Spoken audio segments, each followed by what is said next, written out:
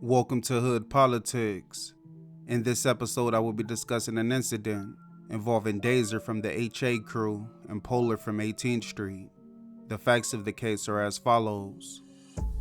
On Sunday, August 21st, 2016, just after 6 p.m., a man named Nicholas Pletcher was walking down an alley near Appleton Way in the city of Pomona.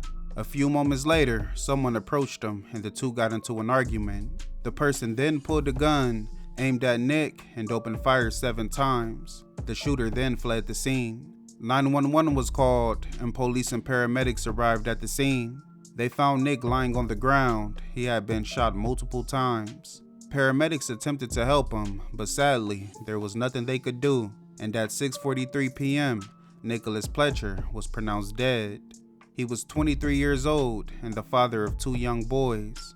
Detectives arrived at the scene and began their investigation.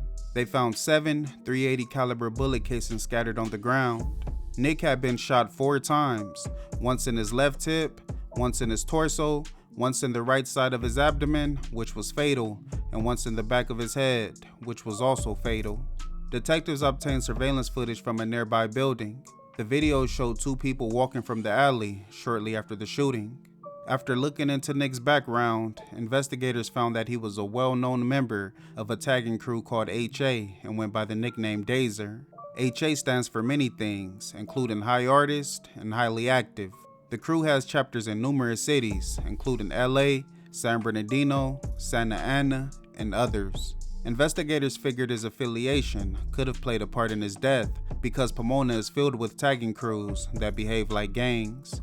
Membership requires getting jumped in, and the crews participate in drug sales, robberies, and murders. And not only do they feud with other tagging crews, they also feud with gangs.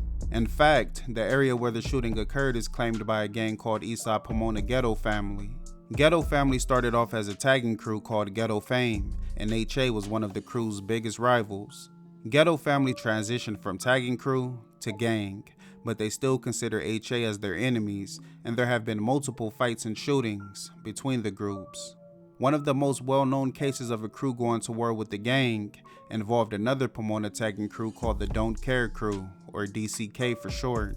In September of 2012, DCK was at war with Cherryville, which is one of the oldest and most notorious gangs in Pomona.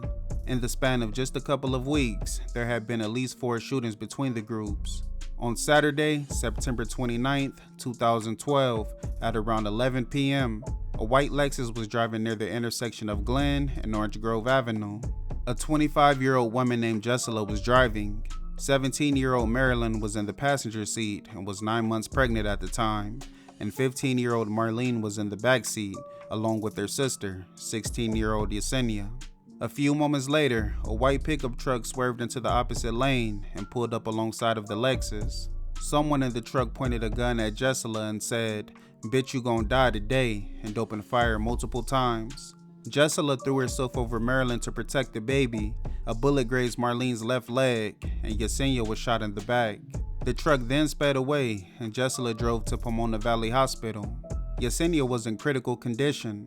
The bullet hit her spinal cord, and she wasn't breathing and was struggling to stay conscious.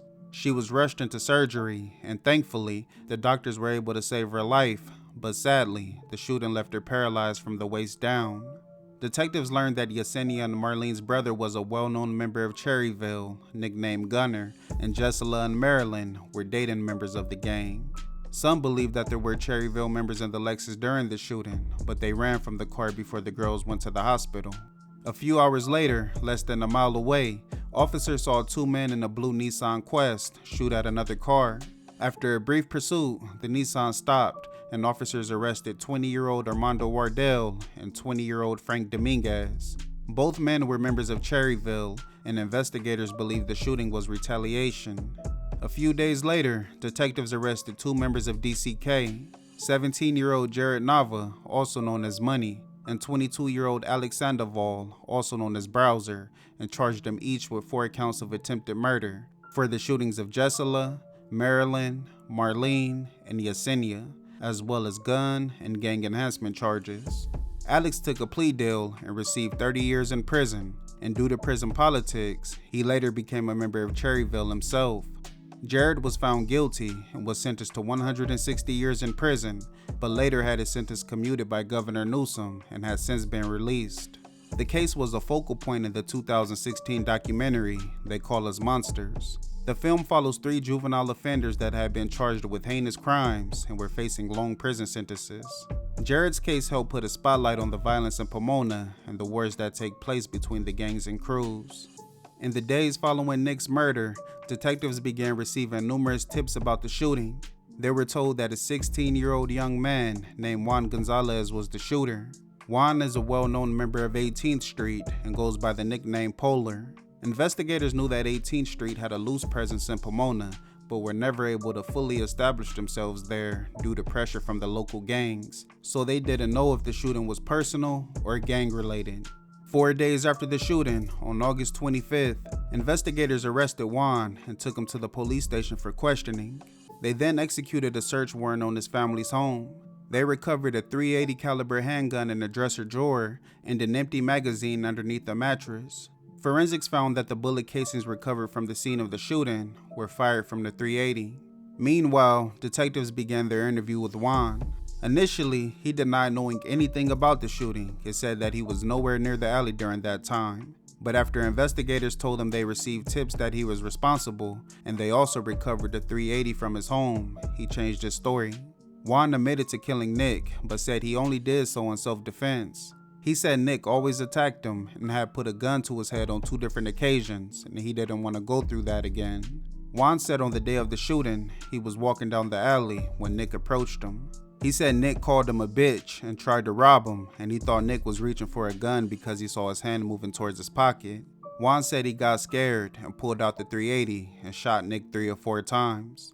No gun was recovered from Nick's body or the alley. He had a can of spray paint in his front pocket and a bottle of cologne in his back pocket. Juan told detectives that his friend Richard was there during the shooting and could vouch for his story. Detectives then interviewed Richard.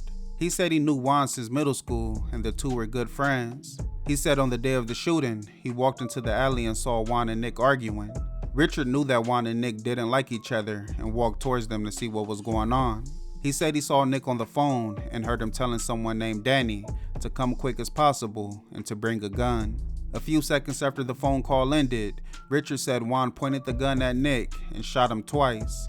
He fell to the ground and started screaming. Juan tried to shoot him again, but the gun jammed and he started kicking Nick while trying to clear it. After fixing it, Juan put the barrel to Nick's head and fired again. Afterwards, he said, 18, bitch, and Juan and Richard fled the scene. Richard said they noticed a white van driving slowly and thought it was following them, so they hid inside a vacant house for a while. He said Juan asked him to hold the gun and to hide it for him, but he refused. Later that evening, they went to Juan's house to lay low. Richard asked what happened, and Juan replied, it was just business. Investigators asked, was it gang business or drug business? And Richard said that he bought weed from Juan sometimes, but didn't know if he sold it on behalf of 18th Street. He told them Juan was affiliated with the gang, and he knew they wanted to control the drug market in the area. Investigators then obtained a search warrant to access Juan's Facebook account. They saw multiple 18th Street related posts. They then looked at his messages.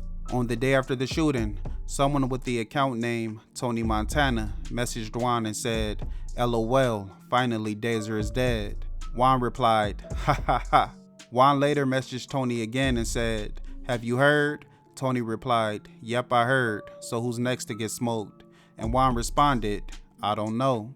The next day, Tony messaged Juan and said, yo, someone is snitching on you guys, keep low key. And Juan replied, what did we do? I want to know who smoked Dazer. Juan was then formally charged with murder for the death of Nicholas Pletcher, as well as gun and gang enhancement charges. He later pled not guilty. The trial began in late 2020. The prosecutor painted Juan as a cold-blooded killer with no regard for human life. He said HA sold drugs in the area and Juan killed Nick because 18th Street wanted to take over the drug market. He then called Richard to the stand.